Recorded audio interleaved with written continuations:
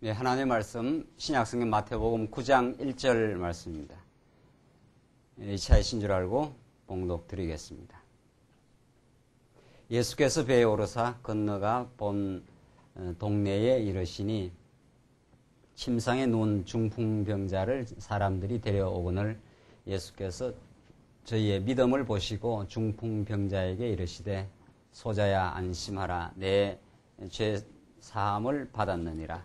어떤 서기관들이 속으로 이르되 이 사람이 참남하도다. 예수께서 그 생각을 아시고 가라사대 너희가 어찌하여 마음에 악한 생각을 하느냐. 내 죄 사함을 받았느니라 하는 말과 일어나 걸어가라 하는 말이 어느 것이 쉽겠느냐. 그러나 인자가 세상에서 죄를 사하는 권세가 있는 줄을 너희로 알게 하려 하노라 하시고 중풍병자에게 말씀하시되 일어나 내 침상을 가지고 집으로 가라 하시니 그가 일어나 집으로 돌아가거늘 무리가 보고 두려워하며 이런 권세를 사람에게 주신 하나님께 영광을 돌리니라. 8절까지 봉독 드렸습니다. 우리는 지금 마태복음 말씀을 통해서 예수는 선지직을 가지신 그리스도 직분 가운데 가장 먼저 나오는 선지직을 가지신 예수임을 우리가 지금 마태복음 5장 내용부터 지금 16장 12절까지 지금 계속 확인해 가고 있습니다. 이 말씀이 왜 우리들에게는 참 복음이며 이것을 통해서 우리는 어떤 하나님을 알 수 있느냐. 이것이 우리가 지금 마태복음 5장부터 지금 계속 확인해 나가는 그 말씀의 포인트입니다. 예수님이 이 땅에 참 선지직으로 오지 아니했으면은 우리 인간은 얼마나 어리석으며 그래서 우리 인간의 근본을 우리는 알지 못하는 존재이며 또 자신이 죄인인지도 알지 못하고 또 왜 이 땅을 우리가 이 고통 많은 세상을 살아야 되는지 또 우리의 마지막 운명은 어떻게 되는지 그것을 우리는 모르고 정말 그 죄악 가운데 베드로스 말씀대로 말하자면은 이성 없는 짐승처럼 살다가 우리는 영원히 멸망받아야 될 그런 존재입니다. 그런 우리들에게 우리들의 그 인생의 근본이 무엇이며 그 근본 되시는 하나님이 어떤 존재이며 하나님이 보내신 그리스도는 하나님의 뜻을 이 땅 위에 놀라운 방식으로 보여주시고 우리 인생의 참된 의미를 우리에게 깨닫게 해주시는 분, 그것이 선지직을 가지신 그 예수입니다. 그 예수는 이 땅 위에 우연히 오신 분이 아니고 구약에 그 긴 세월 동안 하나님께서 언약해 놓으시고 특별히 구약의 율법과 선지의 말씀을 총체적으로 예수님이 이 땅에 실현하시고 이루심으로 하나님의 그 약속을 이 땅 위에 실현하신 분, 그만을 통해서 하나님의 천국이 이 땅 위에 이루어진다는 사실, 그가 모든 영생의 모든 택한 백성들의 그 영생의 유일한 원천이라는 사실을 지금 마태복음 기자는 우리들에게 증거해 줍니다. 그러니까 여러분과 오늘 제가 오늘 시간이 남아서 그저 수요 기도회니까 나왔다 이렇게 생각하지 마시고 우리는 오늘 이 마태 복음의 말씀인데 세상에서는 세상의 어떤 철인들, 어떤 사상가들, 어떤 세상의 정보들에서도 접할 수 없는 영생의 소식을 오늘 이 본문의 말씀을 통해서 듣습니다. 예수가 하늘로부터 오셔서 하늘의 뜻을 유일하게 증거해 주시는 참 선지자.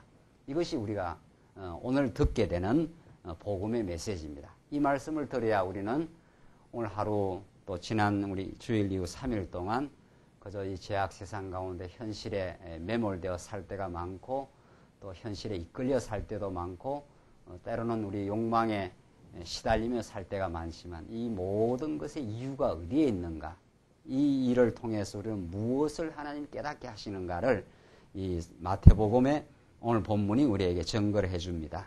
우리는 지난 시간 만물 통치를 증거하시는 예수님이 이 땅에 오셔서 제자를 마음대로 선택할 수 있는 권한이 있을 뿐 아니라 바람과 바다를 잠잠케 하는 만물을 통치할 권한, 또 귀신들까지도 마음대로 좌지우지하면서 복종케 할 수 있는 귀신에 대한 통치권, 이런 그 왕적인 주재자적인 그런 권위와 권세를 가지신 분이라는 거 우리 지난 시간까지 확인했는데, 오늘은 이제 더 본질적인 이제 사죄의 능력을 이제 증거하는 내용이 9장 1절로 17절입니다. 그러니까 우리는 지난 시간에는 예수님의 그 왕권의 행사, 왕권의 행사를 통해서 이제 하나님의 뜻을, 선지직을 우리 전달해 준다면, 오늘은 이제 제사직이라 할 수 있겠죠.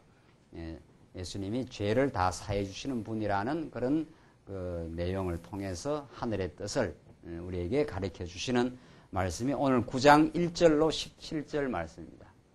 이거야말로 죄인으로 살아가는 우리들에게 정말 그 복음의 진리가 됩니다. 1절로 8절 보시면은 오늘 먼저 중풍병자를 고쳐주심으로 사죄의 능력이 있으심을 이제 보여주십니다.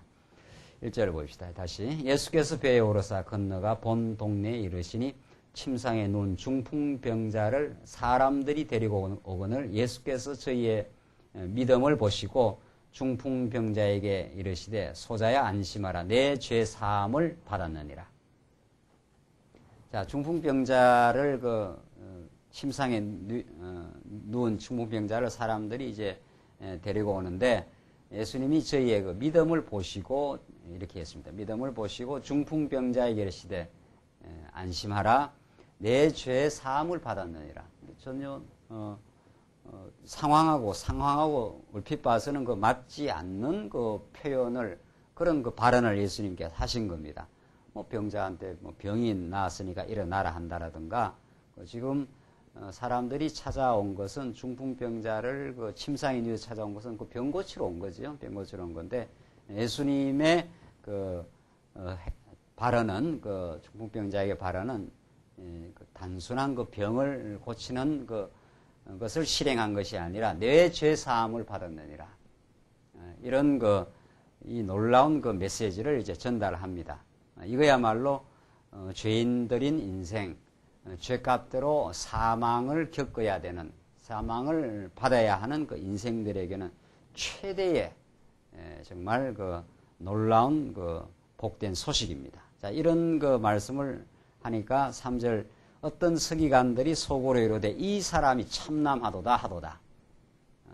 속으로 서기관이 그 예수님의 그 하시는 말씀을 듣고 이 사람이 참남하다. 참남은 신성 그 모독이다, 이런 뜻입니다. 이것은 가장 인간이 하나님 앞에서 가장 잘못된 그 행동을 했다, 이런 뜻입니다. 참남이라는 것은 더 이상 잘못될 수가 없다는 거죠. 이 말은 서기관 입장에서는 응당 할 수 있어 보이는 말입니다. 예수님이야 목수의 아들로 태어났고 우리 사람과 동일한 형체를 지녔고 볼품없는 그런 인생으로 우리 사람과 동일한 모습을 지니고 지금 나타나서 산 위에서 복음을 전하며 지금 이렇게 다니면서 하는데, 이 다 서기관들에는 의아한 내용들이죠. 또 예수님이 증거하는 것이 굉장히 서기관들의 가르침과는 전혀 다른 메시지, 구약을 마음대로 예수님께서 재해석하고 요리하시면서 구약의 성취의 모습을 바리새인들이 접근한 구약의 내용과는 전혀 다른, 바리새인들은 계속해서 구약을 스스로가 율법을 지켜 하나님 앞에 나아가려고 했던 유대주의자들, 바리새인들의 접근과는 전혀 다르게 율법으로 오히려 모든 인생들이 죄악 가운데 있음을 지적하고 모든 그들의 죄악을 예수님이 다 성취하고 언약대로 이루어 죄를 다 사해준다고 하는 그런 이제 메시지를 이미 앞에서 쭉 설명을 했습니다. 그래서 서기관들이 전부 놀라고 이제 이러는 건데, 그러면서도 이제 서기관들은 예수님을 계속 따라다니고 지금 추적하고 끝끝내 마지막 예수님을 십자가 상으로 이제 몰아가는 그런 역할들을 당대 기득권을 가졌던 서기관 바리새인들이 시행한 거죠. 자, 그런데 이제 가장 놀라운 선언을 이제 들은 겁니다. 내 죄 사함을 받았느니라. 이것은 서기관들의 기준으로는 하나님만 하는 발언이죠. 하나님만이 인간의 죄를 사해 줄 수 있는 권한, 이것은 아무에게도 없다고 이제 적어도 생각한 거죠. 이것은 만유의 주제자이시고 마지막 날 모든 인생들을 그 심판하시는 재판관 되시는 하나님의 자리에서만 이 발언이 가능한 이야기인데 인간의 형체를 진 예수님께서 내 죄 사함을 받았느니라. 이런 그 만유의 주제자로 모든 인생의 참된 주인으로서만 할 수 있는 주관자로서만 할 수 있는 이 발언을 이제 예수님께서 하니까 서기관들이 이 사람이 참남하도다. 이때부터 이제 예수님을 죽이려고 하는 그 음모가 이제 시작되는 거죠. 하나님을 모독하는 발언이다. 지금 이렇게 본 겁니다. 이제 서기관들이야 예수를 그리스도로 지금 모르는 입장이니까 그런 거죠. 그러니까 그리스도라는 것은 오늘 예수가 그리스도이십니다.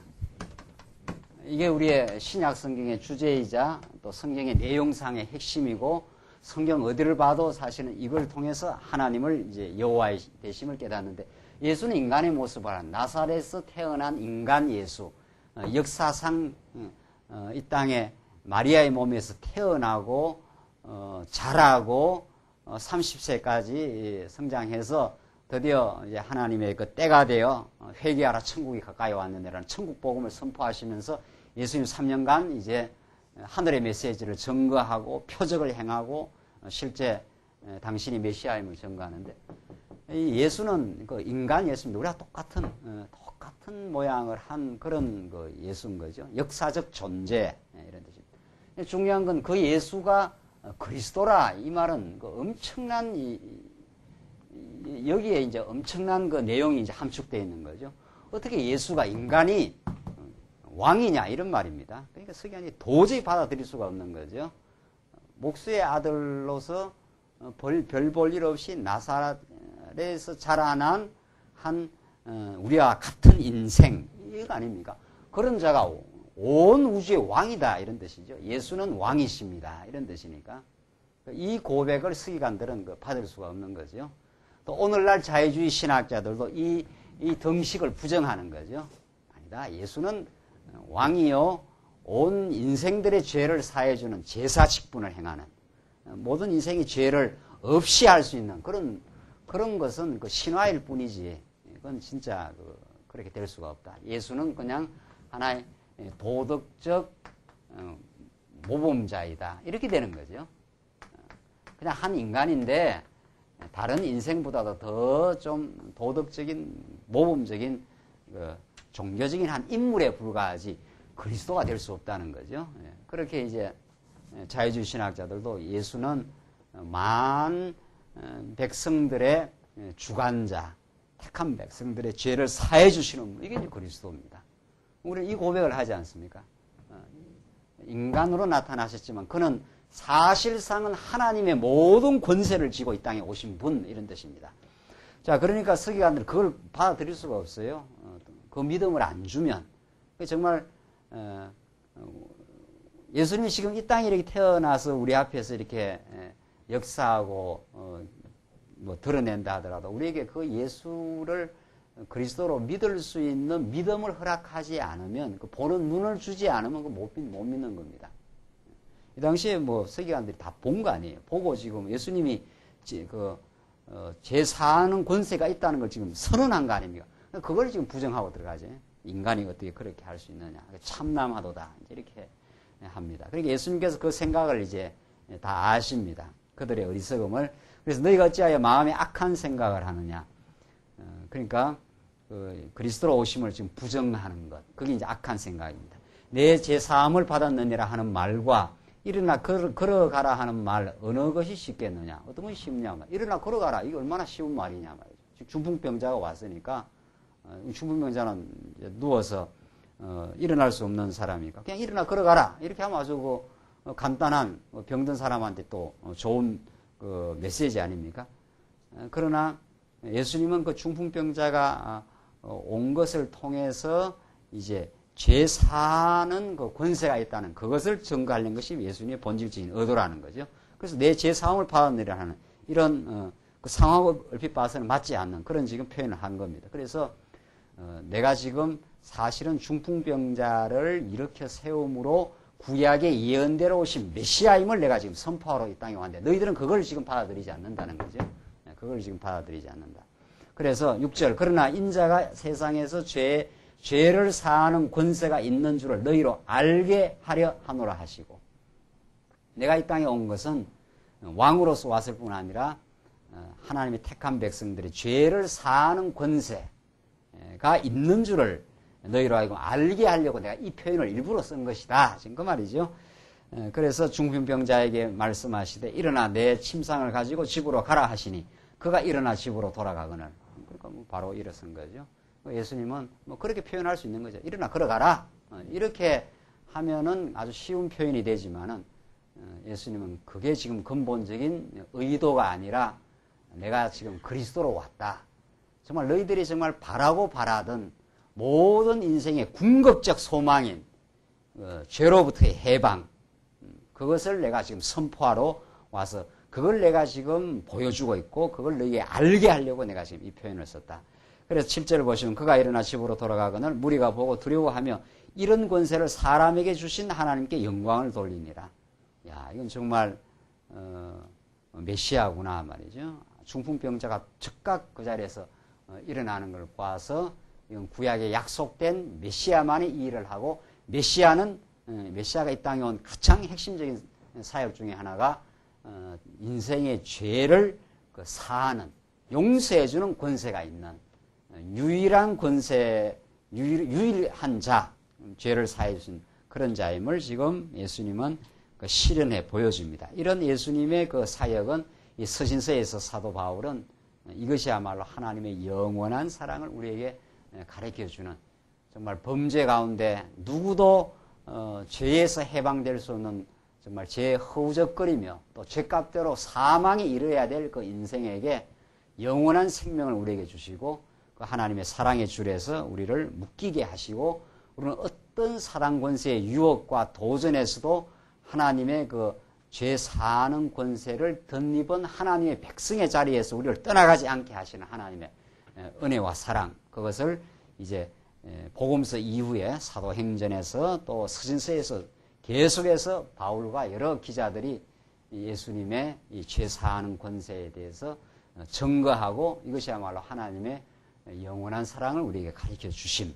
이것이 지금 이 사건을 통해서 예수님이야말로 정말 우리의 죄를 사해 주시는 하나님의 아들이시러 오셨다는 것을 지금 표현해내고 있는 거죠. 이건 정말 너무도 그 중요한 사건이죠. 예수님이 하늘로부터는 참 선지직, 오늘 지금 선지직을 배우고 있는데 그 중에 하나, 삼직 중에 선지직. 예수님이 하늘로부터 오신 참 선지자라야 인간이 죄인이라는 사실이 밝혀지고 또 죄인을 사해 주시는 하나님의 은혜가 이제 드러납니다. 그러나 예수님이 이 땅에 오시지 않고 어떤 그 철인의 주장이나 이 세상의 지혜자들의 주장을 다 들어보란 말이죠. 인간이 하나님을 떠난 죄인이라 이런 그 메시지는 없는 거죠. 하나님을 떠난 죄인이라는 그 메시지가 없고 또 그 죄를 사해 주는 유일한 분이 예수라는 그 메시지가 없는 거죠. 그래서 이 세상에 어떤 주장과 어떤 그 인간을 구원해 내겠다고 나타난 이 땅의 존재들도 다 거짓 메시아요, 거짓 선지자요, 거짓 가르침이라는 거죠. 여기에 우리 복음의 그 특권이 있습니다. 우리가 성경의 말씀을 듣고 정말 우리의 실존의 상태가 어떤 건지 우리는 어떻게 지금 새로운 존재로 변했는 건지를 오늘 이 마태복음의 이 본문의 말씀 예수만이 죄를 사해 주는 권세가 있다는 거죠. 또 예수만이 참 선지자로 오셔서 우리가 죄인임을 지금 밝혀낸다는 거죠. 그러니까 예수님이 이 땅에 오셔서 바리새인과 서기관들의 그 허탄한 그 가르침을 전부 근원에서 다 철폐해버린 거 아닙니까? 율법 지켜야 되는 걸로. 자기들은 죄인이 아닌 것처럼 살인하지 말라 하였다는 걸 너희가 들었으나 그랬잖아요. 바리새인은 살인 안 했다는 거죠. 살인 안 한 나는 그 의로운 존재라는 거죠. 그 예수님은 너희들 속에 마음의 형제를 보고 라가르마 해도 이미 죄인했는 존재다. 이미 너희들 안에 미움이 있지 않느냐는 거예요. 하나님이 이 세상을 구약식으로 말하면 애굽의 400년 종살이를 요셉의 형들을 통해서 요셉을 거기에 팔게 하고 따라서 그 땅에 기근을 일으켜가지고 그 야곱의 아들들이 요셉을 먼저 보낸 그 애굽 땅에 다 들어가도록 하나님께서 하십니다. 그러니까 너나 할 것 없이 인생은 400년 애굽의 종살이를 하는 변명할 수 없는 죄인으로 그렇게 하나님께서 이미 작정하고 섭리를 해놓은 거죠. 자, 그러니까 이 죄 혹은 죄에서 해방되는 의, 이것을 인간을 중심으로 설명하느냐, 이제 하나님을 중심으로 설명하느냐, 이게 이제 복음이냐 거짓이냐 이렇게 갈라집니다. 인간의 죄를 인간이 짓고 인간이 노력해서 푼다, 이게 모든 거짓 진리입니다. 인간이 현상적으로 인간이 범죄하고 또 인간이 노력하고 수행하고 온갖 그 노력을 해서 죄의 자리로부터 실수로부터 벗어날 수 있다. 이게 모든 그 철학이요, 거짓 종교요, 거짓 선지자들의 가르침인 거죠. 인간의 노력으로 인간의 문제를 풀 수 있다, 이런 거죠. 죄 문제를. 그러나 인간이 죄인이 되는 것이나 인간이 의인이 되는 것이나 궁극적으로 말해서 하나님의 작정 속에 달려있고 그것을 통해서 하나님은 이제 복음을 드러내신다. 이게 성경의 메시지입니다. 그러니까 표면적으로 인간이 범죄하지요, 물론. 뭐 틀림없이 인간이 범죄해요, 인간이. 그러나 이 범죄가 이루어지려면, 이 죄가 이루어지려면 하나님께 주신 법이 있어야 되고, 법을 어떻게 됩니까? 법이 있어야 어떻게 해요? 불순종을 하지 않아요. 불순종을 인간이. 그 불순종을 해서 범죄라는 것이 드디어 발생합니다. 그렇죠? 이스라엘 백성들이 애굽에서 광야에서 나와서 모세를 통해 주신 법을 하나하나 다 어기지 않습니까? 살인하지 말라, 나 외에 다른 신을 섬기지 말라 하는데 걸린단 말이죠. 우상을 섬기니까. 그 법에 걸리니까 범죄 현상으로 지금 드러나는 거죠, 법을. 그 법을 주지 않았으면 불순종이라는 것 자체가 성립이 안 돼요. 법이 없으면. 선악을 알게 하는 나무를 따먹지 말라, 이것 외에는 따먹지 말라 하는 법을 안 주면은 그 뭐 불순종이 있느냐 말고 따먹어도 그 죄가 안 되는 거죠. 그런 거 아니에요. 그러니까 죄라는 것을 인간이 불순종을 통해서 범죄를 인간이 합니다. 틀림없이 해요. 그래서 인간이 이제 하나님을 떠나가는 거죠. 그러나 더 궁극적으로 말하면은 하나님께서 법을 주어 하나님이 가둔 겁니다. 하나님께서. 왜? 내가 내 능력이 아니면 너희들은 절대로 나올 수 없다는 걸 깨닫게 해서 하나님의 은혜를 이제 우리에게 드러내고 생명이 하나님에게만 있음을 깨닫게 하려고 사망 권세를 한번 맡겨놓은 거죠. 이 궁극적으로 말하면 복음의 설명이라는 거예요. 설명. 그래서 우리가 예수를 지금 믿게 된 것은 예수 안에서만 생명이 있습니다. 당신 안에서만 우리가 살아날 수 있는 유일한 근거가 당신 안에서만 있습니다. 당신이 아니면 우리는 살 수가 없었습니다. 그 은혜를 깨닫게 하고 하나님께 매이게 하고 하나님으로만 만족하게 하려고 하나님 한번 떠나도록 한 거죠. 불순종해서 한번 떠나봐라. 탕자를 한번 보낸 거지요. 궁극적으로 말하면. 그 탕자가 어리석어서 그 아버지의 은혜를 모르니까 나가는 거 아니에요? 나가서 보니까 돼지우린 거죠. 그게 바로 불행이었구나. 그건 아니었구나. 그래서 아버지 집이 생각나서 지금 돌아오는 거 아닙니까? 그 안에 돌아와서 그 품이 얼마나 좋았다는 걸 깨닫게 하려고 그 생명의 풍요를 느끼게 하시는 하나님의 그 계획 가운데 그 인생을 가두어 두신 거죠. 그러니까 죄인 되게 하는 분도 궁극적으로 누굽니까? 하나님이 되게 하시고 법을 주어 거기에서 건져내는 것도 유일하게 예수를 통해서 그리스도를 통해서 건져내시는 것도 하나님입니다. 이게 성경이 말하는 복음이에요. 그러니까 그게 죄를 설명하는 방식이고 그 의를 설명하는 방식이라는 거죠. 하나님의 손에 모든 게 달려 있습니다. 그러나 우리가 성경의 말씀을 안 들으면 내가 좀 실수했다. 그러니까 내가 또 잘하면 된다는 거죠. 전부 인간 본의로 다 설명에 들어가는 거죠. 모든 철학이 다 그렇고 모든 지금 거짓 종교가 다 그렇습니다. 그러나 우리는 성경이 말하는 대로 오늘 이 본문이 예수님이 죄악 가운데 하나님이 가두면은 죄인 안 되는 사람이 없다는 거죠.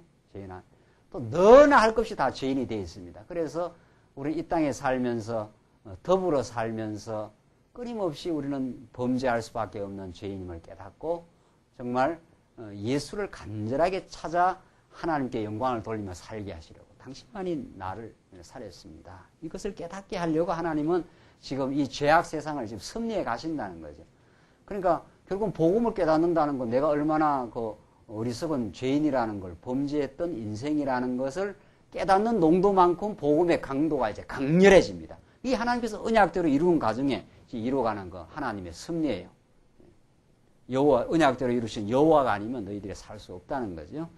그래서 지금 예수님은 정말 인간 스스로는 도저히 헤어나올 수 없는 죄에서 해방시키는, 죄를 사해 주시는 권세가 있는 줄을 알게 하려고 이 땅에 오시고 중풍병자의 사건을 통해서 그걸 지금 예수님이 보여주신, 그래서 정말 하나님의 뜻이 예수 안에서만 있음을 우리에게 가르쳐 주신 내용입니다. 9절 계속 보십시다. 9절로 13절 보시면 세리를 부르심으로 죄인을 부르러 오셨다는 것을 가르쳐 주십니다. 보십시오. 9절. 예수께서 거기 떠나 지나가시다가 마태라는 사람이 세관에 앉은 것을 보시고 이르시되 나를 쫓으라 하시니 일어나 쫓으니라. 자, 예수님이 그 죄인인 인생을 부르시는 방식입니다. 마태복음은 마태가 기록했지 않습니까? 마태는 그 세관에서 세리였습니다. 그 당시에 세리는 창기하고 같은 그 당시에 아주 소외된 인생들, 그 바리새인의 기준으로서는 이건 멸망받아 마땅한 죄인들입니다. 아주 이 당시에 그 사회적 기준으로 말하면 요즘에 그 무슨 세무서 다니는 그 개념이 다릅니다. 이때는 그 로마의 그 앞잡이가 돼가지고 백성들을 착취하고 중간에서 착복하면서 아주 그 시대의 사람들이 접근하지 않는 그런 죄인으로 규정된 그 사회에서는 아주 격리된 그런 그 죄인들인 거죠. 그게 세리와 창기들입니다.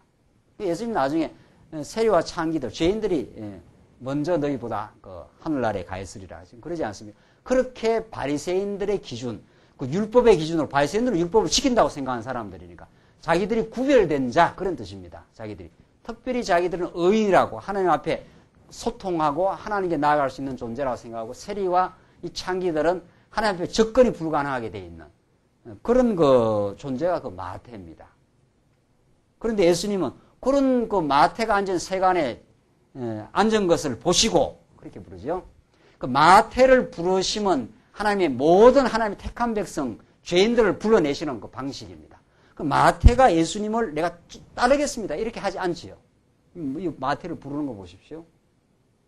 예수님께서 지금 지나가시다가 마태라 하는 사람이 세간에 앉은 것을 보시고 예수님이 마태를 보고 일방적으로 지금 불러내는 거 아닙니까?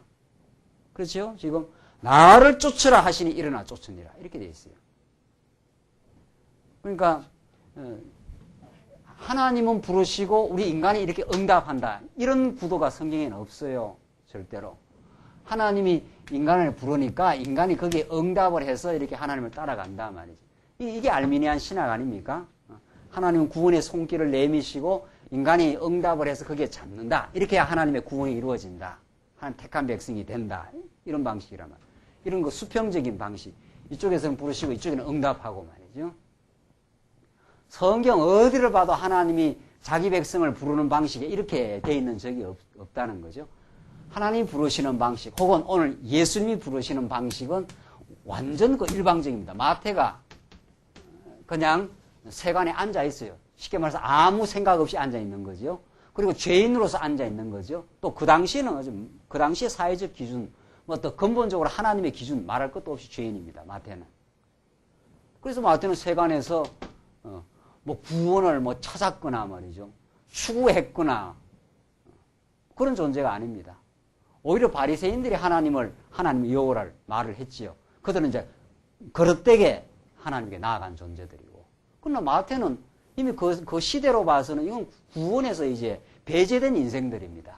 세리, 창기 이런 자들 말이죠. 예수님이 찾아온 거는 그 사람 기준으로 말하면 도덕적이고 그 당시 사회적 기준으로 말해서는 소외된 구원에서 배제된 인생들 이제 예수님이 찾아온 거지요. 진짜 찾아와서 예수님이 마태를 나를 쫓으라 하시니 이렇게 되어 있어요. 그 예수님의 일방적 명령입니다. 부르심이 명령이에요. 너 나를 쫓아올 거냐 말 거냐 이렇게 하지 않았지요? 어떻게 할 거냐 뭐 의사를 묻는다라든가 뭐 의견을 묻는다든가 그런 적이 없어요. 이게 여러분과 저를 지금 부르시는 방식입니다. 불러내는 방식이에요. 이 주권적인 부르심입니다. 그 명령하면 명령 자체가 수행하는 그 능력을 명령 자체가 가지고 있어요. 이게 은혜로우신 주권적인 부르심의 방식이에요. 언제 아브라함을 불러낼 때 너가 내가 지시할 땅을 가겠냐 말겠느냐 뭐 타협을 했거나 뭐 의견을 뭐 청취했거나 이런 적 없다는 거예요. 언제 이렇게 손길을 내밀고 여기서 뭐 잡고 뭐 이런 게 있느냐 말이죠. 완전히 마태가 세간에 앉아서 버려진 인생으로 그렇게 살았던 마태를 예수님이 지나가시다가 의도적으로 거기에서 세간에 찾아가신 거죠. 세간 옆에 찾아가서 마태가 앉은 걸 보시고 나를 따라오느라 이렇게 불러낸 거죠. 그 명령이 일어나 쫓아가도록 하는 그런 능력을 갖고 있는 거죠. 그래서 그냥 마태가 일어나 쫓으니라 이렇게 돼 있어요. 이렇게 해서 드디어 그 죄악의 웅덩이에서 예수님께서 마태를 제자로 하나님의 의인으로 일방적인 하나님의 은총을 베풀어서 건져낸 겁니다. 여러분과 제가 그렇게 건짐을 받았습니다. 지금 내가 뭐 추구를 했거나 내가 하나님을 한번 구원을 한번 얻어내야 봐야 되겠다라든가 내가 노력을 했다라든가 그런 게 없는 인생들. 그래서 전적인 은혜라는 거 아니에요? 우리가 이렇게 부름을 받은 것은. 그래서 오늘 이 자리에 앉아있고 우리가 예수를 믿고 뭐 교회를 봉사하기 모조리 다 은혜입니다. 하나님이 그냥 나를 따라오느라 이렇게 해서 그 명령이 마태를 세관에서 불러내어서 하나님의 자기 백성으로 예수님의 제자로 불러낸 것처럼 우리를 그렇게 불러냈어요. 10절 보시면 예수께서 마태의 집에서 앉아 음식을 잡수실 때 많은 세리와 죄인들이 와서 예수와 그 제자들과 함께 앉았더니 그러니까 예수님은 죄인들의 친구가 된 거죠. 그 죄인 혹은 많은 세리들 그 시대로 말하면은 정말 버려진 인생들 그 사람들과 함께 먹고 지금 마시고 지금 음식을 먹고 마시고 하는 거 아닙니까? 함께 앉았더니 바리새인들이 와서 제자들에게 이르되 어찌하여 너희 선생은 세리와 죄인들과 함께 잡수시느냐? 참 정말 이 바리새인들은 우리들은 저 인생들하고 다르다 이 말이죠. 예, 다르다. 이게 진짜 이제 죄악된 모습입니다. 예. 이 바리새인들이야말로 진짜 자기들의 그 존재가 모르는 완전히 미망에 사로잡혀 있는 인생들이죠. 우리는 저 인생들하고 다르다. 이걸로부터 모든 인생의 갈등이 생기는 거 아닙니까? 오늘도 어떤 성도님이 전화 와가지고 여러 가지 복잡한 이런저런 이야기를 하는 최종적으로 이야기하는 게 똑같은 인생들입니다. 누가 누구를 지금 정죄할 수 있는 그런 권한이 있는 인생이 있냐 말이죠. 하나님은 지금 우리를 제도 안에 묶어놓고 가정이든 교회든 사회든 묶어놓고 누가 하나님의 은총을 받은 인생이냐? 먼저 죄인임을 깨닫는 사람 이렇게 되어 있습니다. 죄인임을 깨닫는 사람은 예수를 강렬히 붙들고 예수가 나를 살려냅니다. 예수만이 내 유일한 소망입니다. 그걸 깨닫는 사람입니다. 그걸 하나님이 준 지혜라 그럽니다. 하나님이 그 지혜를 안 주면은 저 사람이 잘못이고 내가 옳다 이 말이거든요. 지금 바리새인들이 그거 하고 있지 않아요? 왜 예수님이 와서 죄인들과 세리들과 함께 먹고 마시느냐? 우리는 지금 그들하고 함께 안 거한다 이 말이죠. 그들과 구별된 의인이라 이 말 아닙니까? 그게 바리새인들의 어리석음의 그 진상입니다. 그러니까 여러분과 저도 어리석음에 빠지면 어떤 생활하는데 어떤 문제가 생기게 돼 있어요. 그 모든 문제는 죄로부터의 파생입니다. 인생의 모든 문제는 죄로부터입니다. 하나님이 그 죄악 가운데 가두어 놓아서 그 문제를 해결할 수 없도록 딱 해놨습니다. 그게 죄라는 겁니다. 그 인간을 어떻게 규정하느냐? 예수님이 하늘로부터 오셔서 빛을 우리에게 비추어 줘야 우리가 죄인이라는 게 드러나지요. 죄가 무엇인지 하나님을 떠났다 이 말이거든요. 죄인이라는 것은. 그러나 예수님이 안 오면 우리는 의인으로 등장하는 거죠. 자기가 죄인임을 모릅니다. 내가 옳다 이 말입니다. 내가 옳다. 저 사람이 틀렸다. 지금 그 말을 하고 있는 거거든요. 그럼 저쪽에서는 어떻게 하면 저쪽은 거꾸로 또 말하는 거죠. 저쪽에서는 자기가 옳고 이쪽이 틀렸다 이렇게 하는 거예요. 그래서 갈등이 있는 거죠. 이 갈등에서 아무도 못 벗어납니다. 아무도. 아담 타락 이후 지금까지 한 번도 인생이 여기서 벗어난 인생이 없어요. 그게 죄에서 해방 못 받았다. 그런 뜻입니다. 그러니까 여러분들 로마서를 배우고 우리 고린도전서 배우고 있잖아요. 고린도전서의 특징이 딱 분열과 갈등이에요. 거기서 아무도 못 벗어난다 이 말입니다. 복음이 아니면. 하늘로부터 참 선지자로 와서 그 죄를 완전히 제거시키고 우리를 하나님의 백성 삼으시고 하나님과 화목의 길을 열어놓으신 그 예수를 만날 때만 화평이라는 것이 뭔지를 압니다. 인생은. 마음의 평화가 뭔지를 알고 이웃과 화평하는 그 길을 유일하게 얻어갈 수 있는 그 지혜를 얻는 것이 내가 먼저 죄인이라는 걸 깨닫는 길에서만 있습니다. 그러니까 인간은 다 상대적이고 인간은 다 얽혀있고 너나 할 것 없이 이런 다 자기 중심적인 그 죄인입니다. 그러니까 부부간에 싸워가지고 일방적으로 이쪽만 잘못이 이런 게 없습니다. 그런 게 없어요. 예. 그런 게 있을 수가 없어요. 그런 게 분명히 있다. 저 사람이 틀림없이 잘못했다. 그렇게 틀림없이 잘못한 사람을 선택한 잘못이 있어요. 예. 이제 근본적으로 따져 들어가면은 예. 선택했을 때 다 좋아서 선택한 거 아니냐 말이죠. 다 싫어서 선택한 사람이 한번 나와보십시오. 싫어서.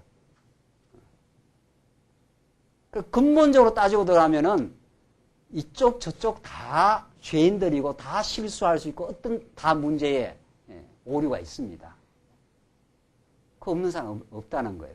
그게 없는 사람이. 지금 바리새인들이 지금 그렇게 나오는 거죠. 왜 당신의 스승은 뭐라고 그랬습니까?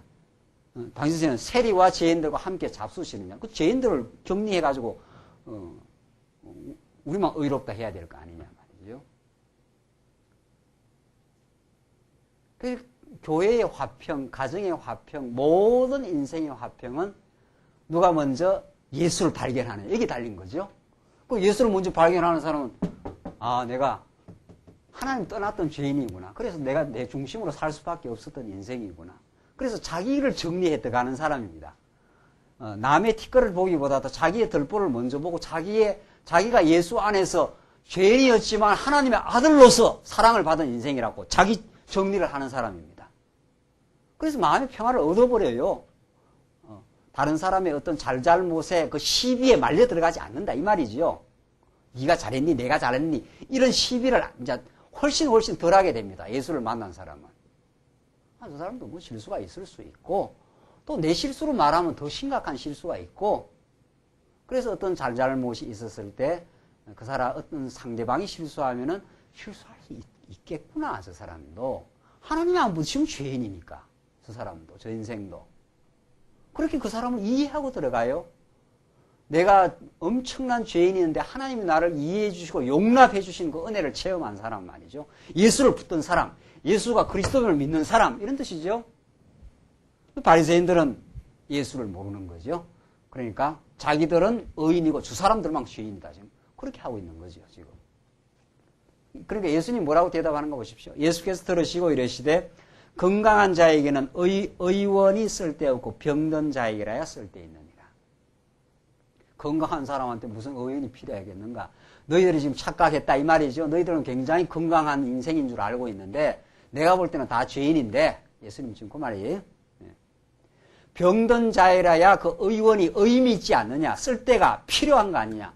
병들어 보라 말이죠. 여러분이나 저나 병도 얼마나 하고 좋은 의사를 찾으려고 애를 씁니까?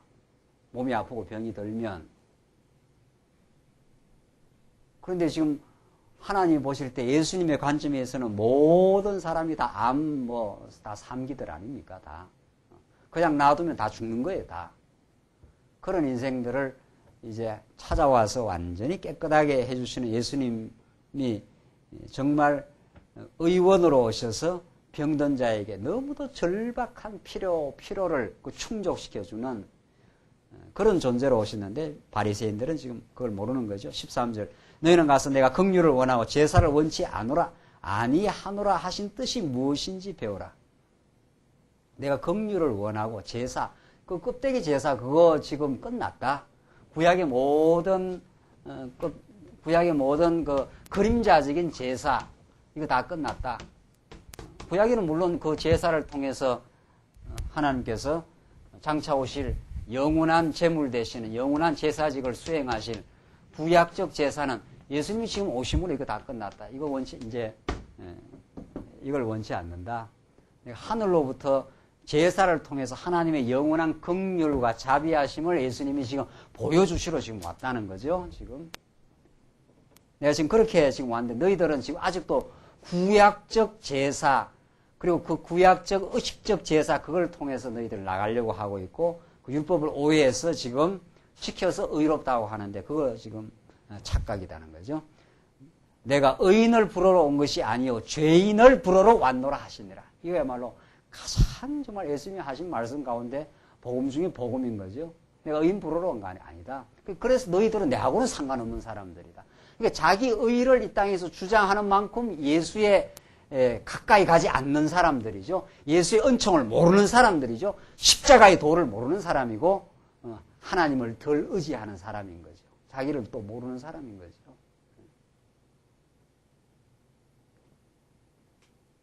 그래서 정말 죄인에게 너무도 필요한 죄인에게 영생의 길을 우리에게 보장하신 병든 자에게 참 건강을 회복해주는 그 의사처럼 의원처럼 찾아오신 그리스도.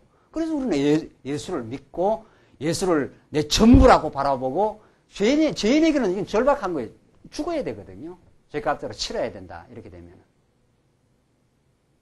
구약식으로 표현하면 유출병이요, 문둥병자들인 거죠. 얼마나 절박하냐 말이죠. 이 땅이 무엇보다도 절박한 겁니다. 문둥병자에는. 그걸 진단해주고, 그걸 치료해주는, 그래서 예물을 들여서 그걸 깨끗하게 치료해주는 최우선적인 과제죠. 예수를 믿는다는 거는. 우리들한테는. 무엇보다도 더 절대적인 과제요. 그것이 우리의 전부요, 우리 인생에. 내가 살아가는 모든 것은 내가 죄인됨을 깨닫고 예수를 붙들고 그 안에 영생의 길에 있음을 발견하는 것. 그래서 예수가 그리스도임을 믿게 하려고. 이게 인생의 그 목적이요, 가치입니다. 그래서 사업도 하게 하고, 직장도 생활도 하게 하고, 가정생활도 하게 하고, 모든 것은 이거 하나를 깨닫고. 당신이 나를 죄에서 해방시키는, 사해 주시는 생명의 구원자입니다. 이걸 하나를 깨닫게 하기 위한 거죠. 그리고 실제 저걸 믿어 들어가면은 내 마음의 평화와 우리가 얼마나 범죄를 했느냐 말이죠. 또 그 범죄 때문에 우리는 이웃과의 갈등을 빚느냐 말이죠. 그 갈등 때문에 다 인생이 다 괴롭고 힘든 부분들 아닙니까? 갈등 안 하면 그 사람을 정죄해, 미우니까 음모를 꾸며 또 계속 그러느라고 인생 다 마음속에 다 괴로운 거죠. 용서 못해 말이죠. 그 때문에 다 괴롭고 힘든 인생이 되는 거거든요. 근데 예수를 만나면 죄인을 부르러 오신 예수를 만나면 그가 나를 용납해 주심, 하나님의 아들로 받아 주심, 뛰어나와서 그냥 얼싸안고 축제를 벌여 주심. 그죠? 우리 아버지가 말이죠. 내가 다 아버지 떠났던 탕자 같은 인생인데 들어가니까 말이죠. 너희는 새끼 가져간 돈 다 어떻게 했느냐 이렇게 정죄하고 묻고 들어오지 않아요. 박대하고 우리를 쫓아내지 않는단 말이죠. 지금 탕자는 들어갈 때 굉장히 두려웠지 않았어요? 나를 종의 하나로만 받아주시면 하고 이렇게 굉장히 두렵게 해서 들어갔지 않았어요? 뛰어나온 거 아니에요. 그냥 안아주신 거 아니에요. 묻지 않습니다. 우리 하나님은. 우리 긍휼이 풍성하신 하나님은 그 모든 죄를 내가 다 덮었다라고 받아주고 을사안고 축제버리고 모욕시키고 금가락지 끼워줘라. 잔치를 벌여라. 우리 예수 믿는 그 무한한 용서의 잔치 속에 들어와 있는 인생들입니다. 그게 예수 믿는 일. 그게 예수를 그리스도로 믿는다. 그런 뜻이죠. 그분이 내 죄를 다 사해 주시고 하나님 앞으로 당당하게 나아갈 수 있도록 해 주셨다. 그 무한한 특권을 우리가 받은 인생들이에요. 그래서 그렇게 받고 나면은 다른 사람 훨씬 정죄를 덜 하게 됩니다. 내가 어떤 존재인데, 내가 지금 정죄받기 시작하면은 만신창이었습니다. 우리는 전부. 그냥 지옥 아랫묵이에요. 그냥 심판대로, 공의대로 말하면은 뭐를 자랑할 것이 있으면 우리가 다른 사람의 지금 정죄에 나설 수 있는 그런 권한과 그런 여유와 그런 인생이 아닙니다. 우리는 절박하고 예수가 아니면은 문둥병에서 썩어 들어가는 그런 죄인의 모습이었고, 그래서 예수 안에서 우리는 자유함을 얻었고 참 안식을 얻은 인생들이기 때문에 그렇게 자기를 지금 보게 됩니다. 그렇게 무한한 자비하심 속에 지금 우리가 살고 있습니다. 당신이 왔기 때문에 내가 마음의 천국이 이루어졌고 영원한 천국을 우리는 확인하고 지금 살고 있습니다. 그래서 이웃이 범죄하고 어리석으면 그걸 이제 이해할 수 있는 그런 그 마음의 여유가 그 예수 만난 속에 죄인을 부르러 오신 그 속에 있는 거죠. 그래서 사람도 저럴 수 있습니다. 그런 거죠. 그래서 그 화해의 길이 열리고 말이죠. 지금 우리가 예수를 어떻게 믿어가는 건지. 예수 믿는 사람들이 한번 뒤틀어지면 죄를 안 풀린다는 거 아니에요? 예수 믿는 사람들이. 그건 정말 예수가 그리스도임을 깨닫는 그 상태가 아니라는 거죠. 우리 옛사람이 있어서 그럴 수 있어요. 옛사람이 있어서 미움이 생길 수도 있고, 옛사람이 있어서 내 마음대로 내 그 취향과 내 뜻을 안 맞춰주면 다 우리는 싫고 그럴 수가 있는 거죠. 그러나 우리는 본질적으로 너무도 많은 빛을 탕감받은 인생들입니다. 예수 그러지 않았어요? 지금 많은 빛을 탕감해 줬는데 말이죠. 그 사람이 나가서 적은 빛을 탕감하면 그걸 갖다가 옥에다 집어넣지 않아요? 누가 더 예수 앞에 나와서 감격하겠는가? 많은 빛을 탕감받은 사람하고 적은 빛을 탕감한 사람하고 누가 더 하나님 앞에 감사하겠느냐 말이죠. 그럼 말할 것도 없이 많은 빛을 탕감받은 인생이 말이죠. 요즘 말로 말하면 1억을 탕감받았다. 한 사람은 돈 10,000원 정도 탕감받았다. 누가 그 탕감해준 주인에게 감사하겠느냐 말이죠. 10,000원이야, 뭐 있다 있을 수도 있고 없을 수도 있는 거니까. 그럼 10,000원 정도 탕감받았다고 생각하면 뭐 대단한 감사가 있겠느냐 말이죠. 1억을 탕감받았다. 나는 저 사람이 아니면 완전히 그냥 빚더미 앉아 죽을 인생이다 말이죠. 한없이 감사한 거죠. 한없이. 그렇게 탕감받고 나면은 그냥 돈 많은 몇만원 범죄한 사람들이 나타나면 말이죠. 내가 너무도 많은 그 빚을 탕감했는데 뭐 그거 그래 문제 삼을 일이 있겠는가. 이렇게 된다는 거죠. 뭐 틀림없이 됩니다. 예수가 그리스도임을 확실히 믿어 들어가면 인생이 그렇게 변하게 되어 있습니다. 틀림없이 변해. 안 변하면 아직 이거 안 믿은 겁니다. 믿긴 믿는데 깊이 모르는 거죠. 우리가 예수 그리스도 믿었으니까 천국 백성은 된 건데 이걸 평생 이제 깨달아가는 과정이죠. 평생 이렇게 깨달아가는 과정이 있어요. 이거 정말 그렇게 믿어져 가면은 전에보다 훨씬 믿어져 가면은 훨씬 자기 덜보를 보는 눈이 빠릅니다. 남의 티끌을 훨씬 보는 눈이 자꾸 어두워지고 또 보더라도 그는 그냥 별까 덮어가는 그 힘도 생깁니다. 여기에 화해가 있는 겁니다. 그러니까 고린도 전서의 말씀 우리에게 너무도 놀라운 복음으로 전달되는 거죠. 너희들이 왜 분열하고 갈등하느냐 말. 아직도 너희들이 십자가의 도를 모르고 십자가의 도를 모른다는 건 아직도 정당성을 좀 주장하고 있다. 내가 더 저 사람보다 더 의롭다는 그런 게 있을 수 없다는 거예요. 현실적으로 있을 수 있죠. 현실적으로. 그러나 하나님은 우리의 드러난 현실을 보는 게 아닙니다. 현실은 드러난 범죄가 있을 수 있죠. 범죄의 무게로 따지면은 어떤 사람 A라는 사람이 B라는 사람 좀 덜 할 수가 있습니다. 하나님은 이거 안 봅니다. 하나님은 그 범죄를 단서로 해서 죄를 보고 있어요. 죄인을 부르러 왔지 범죄자를 부르러 온 게 아닙니다. 범죄자를 부르려면 어떤 사람은 구원해야 되고 어떤 사람은 어떻게 행동으로 봐서 구원 안 시켜야 되죠. 범죄라는 것은 어떤 사람은 지금 감옥에 전과 10범으로 들어간 사람이 있고, 김기훈 목사가 얼마나 그 사람에 비해서는 의로우냐 말이죠. 범죄를 덜 했습니까? 전과 10범은 안 했으니까. 그럼 하나님은 뭘 보십니까? 하나님은 드러난 범죄 현상을 보는 게 아닙니다. 범죄 현상을 통해서 근본 너 죄인 아니냐 그걸 보는 거예요.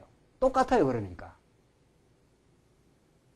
그 드러난 범죄 현상 갖고 자꾸 따지기 시작하면은 그래 따질 수 있는데 더 지혜로운 사람은 드러난 범죄 현상에 내가 근본 죄인이었어요. 죄인이라는 걸 깨닫게 하기 위해서 하나님께서 이 현상도 그냥 허락한다는 거 아닙니까? 근본 내가 하나님이 안 붙드시면 죄인을 부르러 오신 예수가 아니면 나는 그럴 수밖에 없는 인생입니다라는 것을 통해서 실수가 이렇게 드러나는 거거든요. 그 실수를 통해서 우리가 죄를 깨닫는 거거든요. 그러니까 우리는 여기 이 싸움을 해요. 이 싸움을 하고 있습니다. 너가 나보다 뭐 더 했다. 너가 더 심했다. 더 안 했다. 이 자존심의 싸움을 계속 하고 있는 거거든요. 우리가. 아직도 예수가 참 선지자는 이런 드러난 현상을 지금 밝혀내지 않습니다. 미움이 있는 걸 보니까 너는 근본 죄인 아니냐. 그렇죠? 껍데기로 살인을 안 했다. 내 앞에서 그러지 말라. 저 사람은 살인했고 나는 살인 안 했다. 그러니까 너 안에 미움 있지 않아. 똑같아. 지금 이렇게 예수님은 우리의 본질을 말해주고 있는 거죠. 껍데기를 말하지 않습니다. 절대로. 여기서 해방을 받아야 되는 거죠. 그렇습니다. 우리는 다 그런 인생들이었습니다. 그래서 나는 당신이 너무도 그리스도임이 믿어지고 유일한 생명입니다. 이 말입니다. 그래서 이제는 이웃과 점점 화평을 만들어가는 인생으로 나를 지금 변화시키고 있습니다. 훨씬 덜 정죄하게 되고, 정죄하다가도 내가 저 사람보다 근본을 따지면 똑같은 인생이요. 또 하나님이 용납받은 인생이라 우리는 그렇게 지금 복음의 본질을 지금 깨달아가고 있습니다. 14절 보십시다. 14절로 율법적인 금식에 대한 견해를 지금 비유를 통해서 가르쳐 줍니다. 그때 요한의 제자들이 예수께 나와 가로되 우리와 바리새인들은 금식하는데 어찌하여 당신의 제자들은 금식하지 아니하나이까. 지금 요한의 제자들도 아직은 복음의 깊이를 지금 모르고 있습니다. 구약의 금식이 율법 중에 하나 아닙니까? 구약의 금식. 이 구약에 나오는 모든 율법 조항들은 예수님이 다 이루시는 거니까 아직도 예수님이 지금 왔는데도 지금 금식을 지금 시행하고 있는 거죠. 금식은 괴롭게 하는 겁니다. 밥을 안 먹는다는 건 괴로운 거예요. 금식은 괴로움이라고 하는 어원하고 똑같아요. 죄 때문에 괴로워한다는 것과 금식이 그 히브리 어원이 똑같고, 그러니까 죄로 말미암아 괴로움을 겪는다 그런 뜻입니다. 구약이 금식을 하고 하나님 앞에 베옷을 입고 금식하는 건 죄의 값을 치른다고 하는 하나의 그 구약적 표상입니다. 그러니까 이 금식을 구약은 한 거죠. 이 죄를 지으면 이렇게 괴로움을 겪게 된다 하는 것을, 그럼 어디까지는 구약의 율법의 한 조항이요. 예수님이 십자가에서 이제 금식을 하는 거죠. 십자가에 예수님은 먹지도 않고 죄의 고통을 십자가를 지고 이제 치르시는 거죠. 그러나 요한의 제자들은 아직은 그거 모릅니다. 왜 우리는 지금 우리와 바리새인들은 금식하는데 왜 당신의 제자들은 금식을 하지 않습니까? 예수님께서 저에게 이르시되 혼인집 손님들이 신랑과 함께 있을 동안에 슬퍼할 수 있느뇨. 그러나 신랑을 빼앗길 날이 이르니 그날에는 금식할 것이니라. 자, 봐라. 예수님께서 이야기하시는 혼인집 손님들이 신랑과 함께 있으면 그 얼마나 즐거운 날이냐. 이 잔치하는 날이니까 그때 슬퍼할 수 있겠느냐 말이죠. 그러나 신랑을 빼앗길 날이 있으리니 그때는 금식할 것이라. 지금 예수님이 하시는 말씀은 지금 내가 지금 진짜 하늘에 택한 백성들의 참 신랑으로 지금 왔다. 그래서 지금 그 혼인, 하나님 안에서의 진짜 신부를 찾는 진짜의 그 복음의 잔치를 내가 지금 이루러 왔고, 내가 그 금식을 내가 다 이룰 것이다. 그 고통을 내가 십자가에서 다 치름으로 너에게 영원한 생명과 이제 그리스도와 하나됨을 통해서 하나님 앞으로 나아갈 수 있는 그 길을, 구약은 그 금식은 하나의 구원의 상징입니다. 죄값을 치르는 거니까. 죄의 고통을 받는 거니까. 그래서 지금 혼인집 손님들이 신랑과 함께 있는데 지금 내하고 함께 있는데 그 슬퍼할 이유가 있느냐? 신랑을 빼앗길 날이 온다. 그때 이제 금식을 진짜 해야 된다. 빼앗길 날이 예수님이 십자가에서 죽는 날입니다. 십자가에서 죽는 날. 그때 너희들이 괴로워. 그걸 너희들이 그때는 십자가 죽으심을 보고 이제 그때 이제 금식을 할 것이라. 그때 이제 괴로워하는 그 날이 온다는 거죠. 그러나 십자가에 그 죽으시고 부활하심으로 모든 죄악의 괴로움을 완전히 예수님이 이제 청산해버리는, 죄의 뿌리를 완전히 종식시켜버리는 죄의 권세를, 그런 날이 이제 십자가 사건이라는 거죠. 금식은 장차 오실 예수님의 십자가를 지고 모든 죄악의 고통을 받을 것에 대한 그림자입니다. 그러니까 금식이라는 건. 그래서 이제 끝난 거죠. 우리가 이제는 이제 금식하지 않는단 말이에요. 그럼 뭐 금식 기도 만들어 놓고 금식 하라는 둥 말이죠. 그게 얼마나 지금 어리석은 일이냐 말이죠. 복음을 모르는 소치인 거죠. 그래서 예수님 하시는 말씀, 예수께서 저희에게 이르시되 혼인집 손님들이 신랑과 함께 있을 동안에는 슬퍼할 수 있느냐. 그거 읽었죠? 16절, 생배 조각을 낡은 옷에 붙이는 자가 없나니. 생배 조각, 아주 생배니까 빨지 않는 배입니다. 깨끗한 배. 그것을 낡은 옷에 붙이는 자가 없나니 이는 기운 것이 그 옷을 당겨 헤어짐이 더하게 됨이요.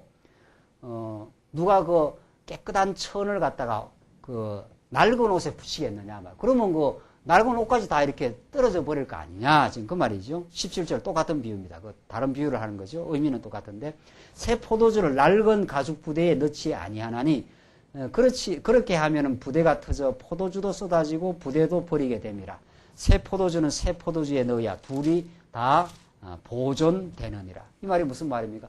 새 포도주가 있는데 그것을 낡은 가죽 부대에 넣어버리면은 터져버릴 거 아니냐. 낡은 거는 헌 거니까 말이죠. 새 포도주는 새 부대에 넣어야, 그래야 그게 온전하게 보존되지 않겠느냐.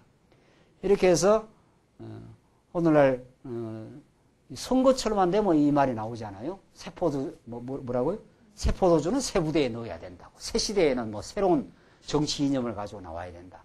성경 그런 걸 성경을 제 멋대로 아전인수격으로 인용한다는 거죠. 성경 그렇게 제 멋대로 인용하라고 성경에 기록해 놓은 거 아니죠? 우리 하나님 택한 백성들은 이게 놀라운 복음이란 말이죠. 구약의 금식은 이게 옛 포도주입니다. 이게 구약적 방식이에요.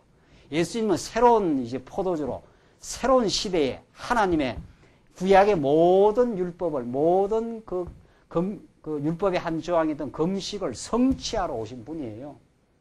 근데 이게 조화가 되겠느냐 이 말이죠.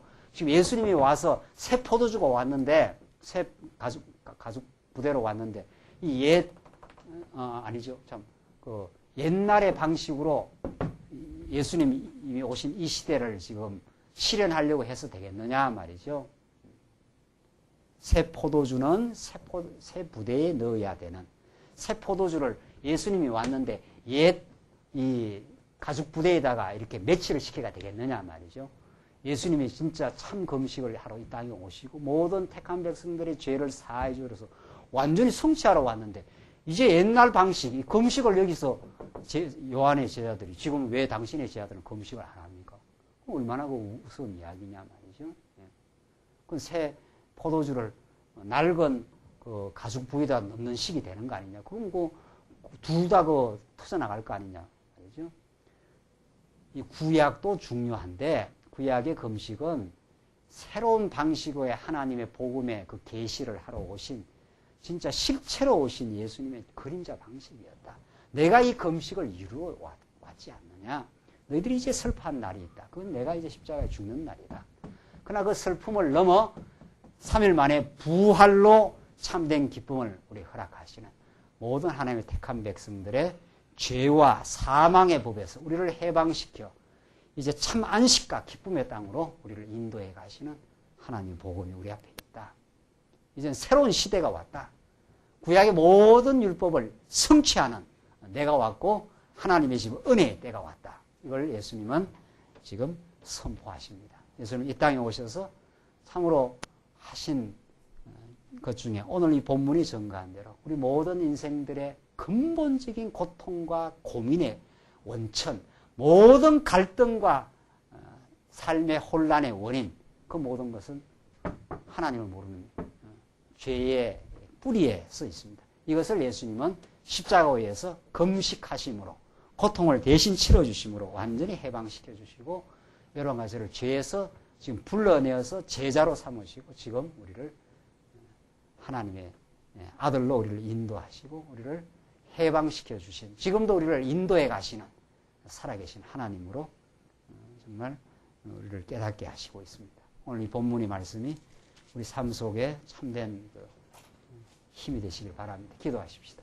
우리 자비하신 하나님 아버지, 우리에게 베푸신 은혜를 감사합니다.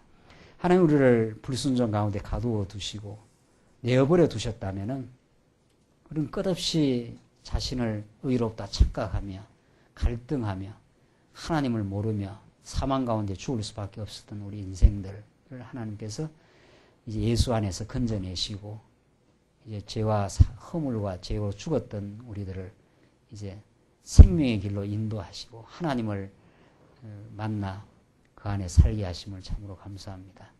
이 땅에 갈등과 번민의 근본적인 어리석음이 우리 옛사람에게 있음을 발견하고 이 진리의 말씀을 깨달아 하나님 안으로 전진함으로 어리석었던 모습이 하나하나 극복하고 이 땅에 사는 동안 참 화해의 사자들로 우리들을 삼으시고 이 땅 위에 세상이 만들어낼 수 없는 참 화해와 기쁨의 하나님의 천국을 이 교회 생활을 통해서 이루어갈 수 있도록 주께서 우리에게 지혜를 주시고 힘을 주시옵소서. 예수님 이름으로 기도합니다. 아멘.